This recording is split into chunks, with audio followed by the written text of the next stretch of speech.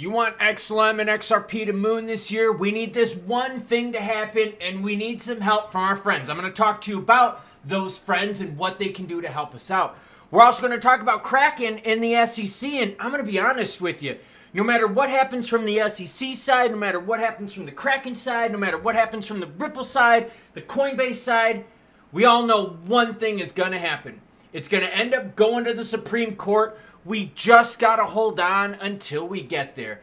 By the way, happy Friday, my cholos. And you would think with the lighting I got going on that I'm getting ready to shoot a porno. Maybe that's what I do when I'm not doing videos. No, I'm kidding. I actually go running. That's why I look so grody right now, because I literally threw on a clean, well, now it's sweaty gross shirt, so I could do a video.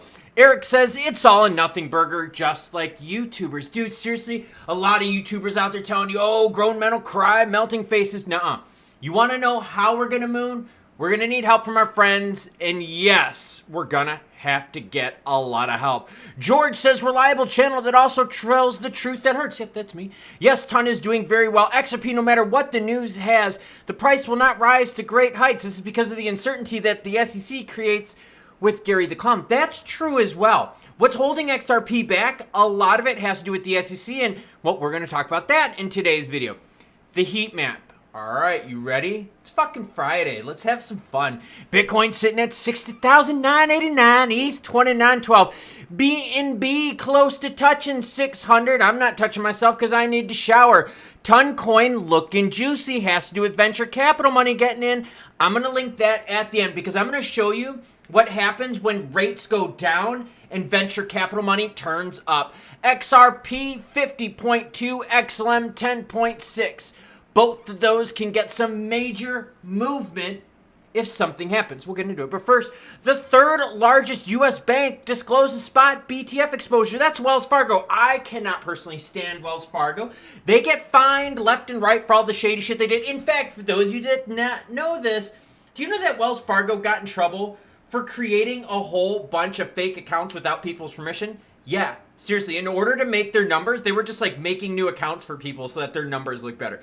Total mess. Anyways, Wells Fargo getting in BTC ETFs are how we all got to this point, right? That's how Bitcoin got back above the 60,000 mark. That's how Bitcoin was able to touch all-time highs. The having nothing burger didn't do shit. 0 calories. You want to diet? Diet on having news and grown men will cry and melting faces news. Seriously, that's how you're going to lose all your weight.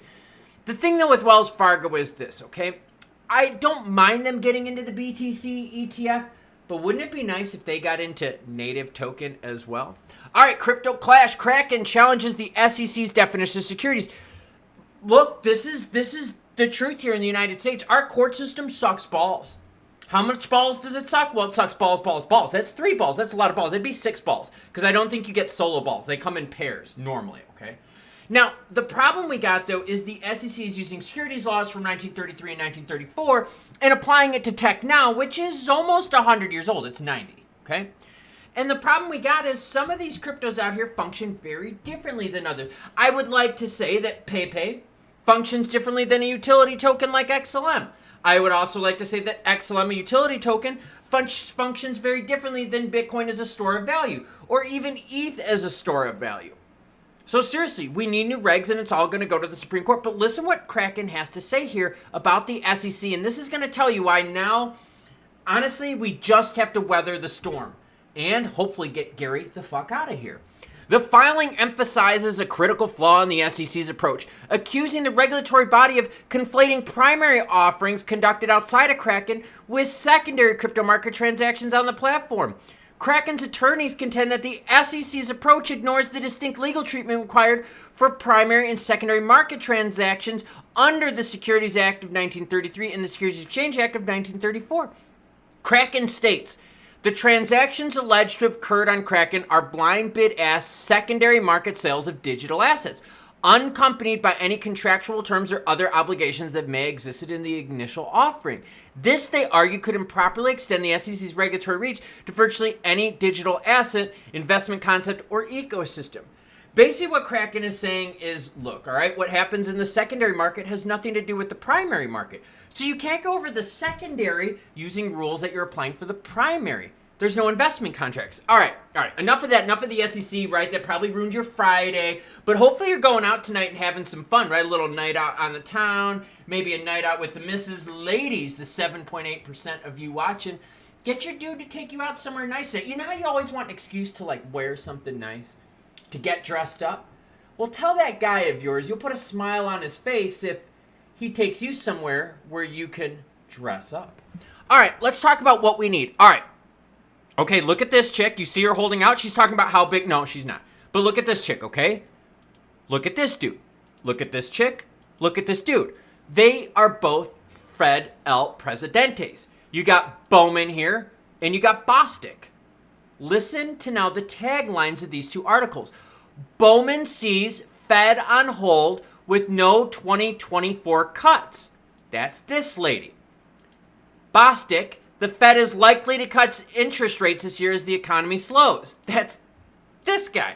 So this guy, who's one of the people that votes, is like, you know what? I think the economy's slowing down enough. I think we could cut rates. Homegirl right here is like, you know what? Inflation still sucks ass. I think we're going to be paused all year. If you want XRP and XLM to moon, we need to start having rates pulled down. When you look at the heat map and you look at Toncoin, okay, and I can click on Toncoin right here and show you exactly what I'm talking about. I'll zoom out to the 6 month. You see this? This is big investment money from venture capital. Venture capital will get bigger into crypto if rates are more favorable to them. Think about this, right? Think of venture capital having a credit card. Would you rather spend a lot of money when your credit card APR is at 5%? Or would you rather spend a lot of money when your APR is at 20%? Hopefully you all said 5. If you said 20, then you like to live life dangerously. I suggest you sharpen your skills on the pullout game because that will get you in trouble and get you 18 years of payment. But my point is if rates go down, more venture capital will get in and do what happened to Ton. Look at Toncoin. Look at the price, everyone. The price was sitting here. What?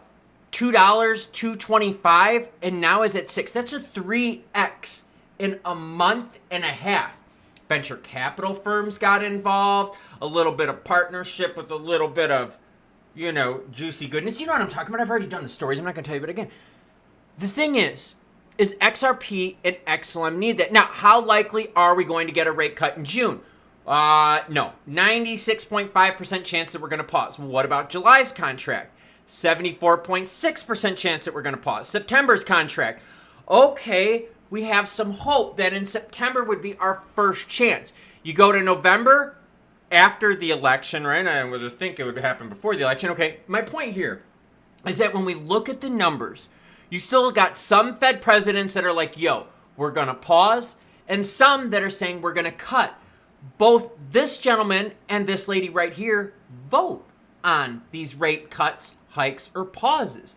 So you can see even the Fed themselves, in between different Fed presidents, they have different viewpoints on if they're going to hold with no rate cuts or if the Fed is likely to cut. Now, if you want to check out the probabilities yourself and, maybe a little bit of action on this, you're welcome to do so because this and all the other articles you see in this video and all my other ones will be linked in the description below.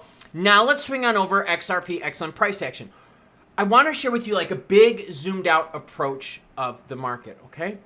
Take a look at the far right column. This is the percentage the crypto or the token is up for the year.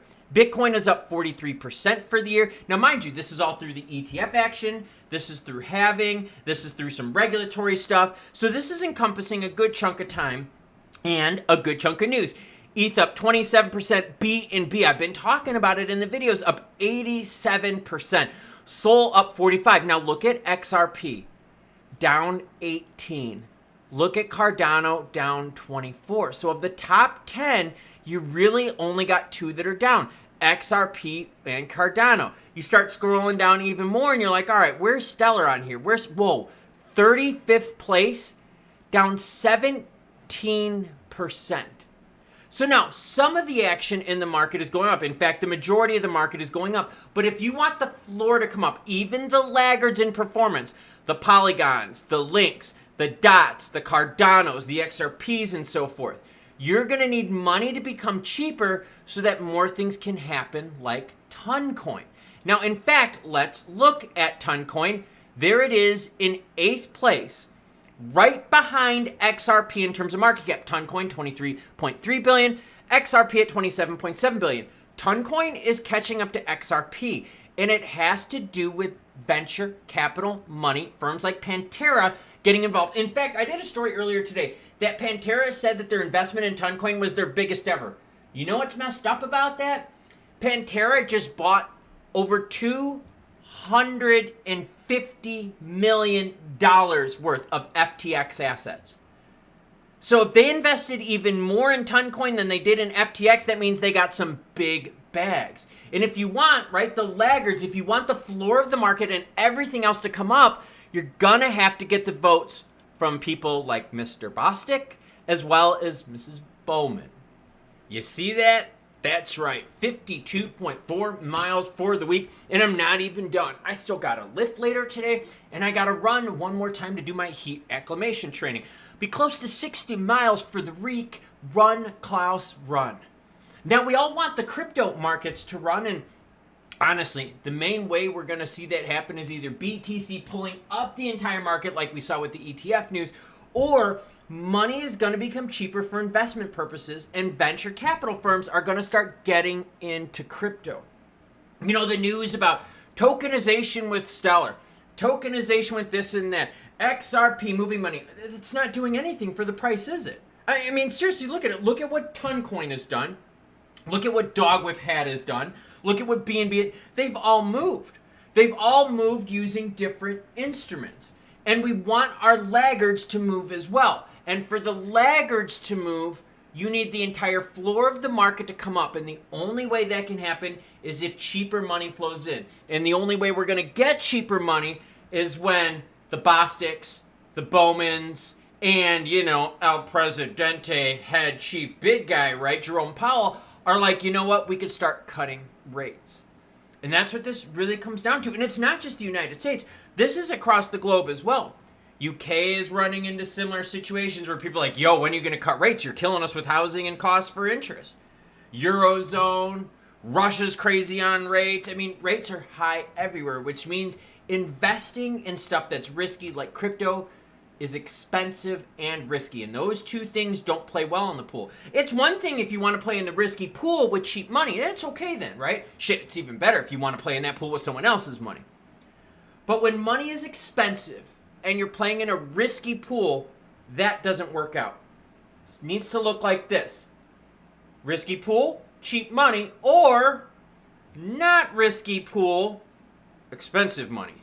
That makes sense. How are you feeling about rate cuts this year? We know how the Hawk is feeling, and that's how he got his name. So thank you, Trick, and I do dig the nickname. Now, what are y'all doing for the rest of the day? Me, I'm going to take a shower first, because, like, check it out. I'm literally wearing, like, my running tank top under here. It is drenched, like, I'm soaked. It is so freaking gross. I'm sitting on a towel right now, and the towel is soaked from, like, butt sweat from sweating through my shorts, through my compression shorts. I know, too much information, I get. But look, the video you want to check out right now is the Pantera Capital video that's right here. Check it out. It's right by the chat. That's going to give you some information on why venture capital money is so key to things mooning. I'm going to go take a shower, and then I've got a few more training sessions to do. I'll catch you cool cats later as more news breaks.